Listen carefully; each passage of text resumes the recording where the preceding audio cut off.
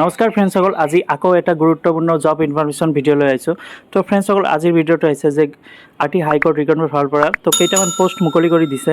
Post নেমটো হৈছে ল' ক্লাৰ্কৰ post হয় আৰু এইটো এপ্লাই অনলাইনৰ যোগেদি কৰিব লাগিব।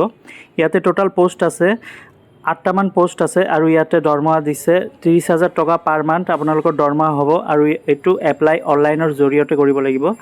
ইয়াতে এডুকেশ্যন কোৱালিফিকেশ্যন বিচাৰিছে যে গ্ৰেজুৱেশ্যন হ'ব লাগিব, লগতে ল' ডিগ্ৰী থাকিব লাগিব। আৰু ইয়াতে বয়সটো বিচাৰিছে যে 18 পৰা 40 বছৰ বয়সৰ ভিতৰত হ'ব লাগিব আৰু যিসকলৰ কাষ্ট চাৰ্টিফিকেট আছে সিহঁতে এজ ৰিডাকশ্যন পাই যাব। OBC OBCৰ কাৰণে 3 ইয়াৰ্ছ, SCৰ বাবে 5 ইয়াৰ্ছ আৰু STP আৰু ST হিলছৰ কাৰণে 5 ইয়াৰ্ছ এজ ৰিডাকশ্যন পাই যাব।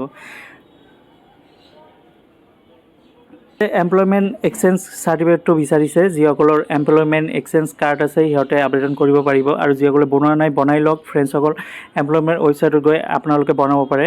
আৰু এই পোষ্টটো ল' ক্লাৰ্কৰ পোষ্টটো আবেদন কৰাৰ বাবে ইয়াতে SC ST 250 টকা পে' কৰিব লাগিব যিসকলে SC ST আছে, আৰু যিসকলে PWD ফিজিকেল হেণ্ডিকেপ কেণ্ডিডেট আছে সিহঁতে একো পইচা দিব নালাগে। আৰু আদাৰ্ছ যিসকলে OBC জেনেৰেল কেণ্ডিডেট আছে সিহঁতে 500 টকা পে' কৰিব লাগিব।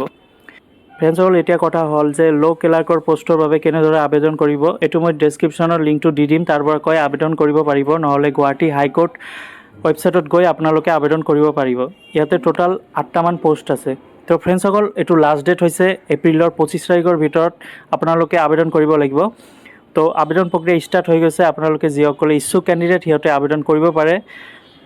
তো আজিৰ ভিডিঅ'টো এইখিনিয়ে সমাপ্ত কৰিব লাগিব। নেক্সটত আকৌ জব ইনফৰমেশ্যন ভিডিঅ' লৈ আহিম। আৰু যিসকলে নতুন ভিজিট কৰি আছে অসম জব ইউটিউব চেনেলটো, তো ছাবস্ক্ৰাইবটো কৰি বেল আইকনটো প্ৰেছ কৰি দিব এনেদৰে সদায় লেটেষ্ট জব আপডেট ইনফৰমেশ্যন পাবৰ বাবে। ধন্যবাদ।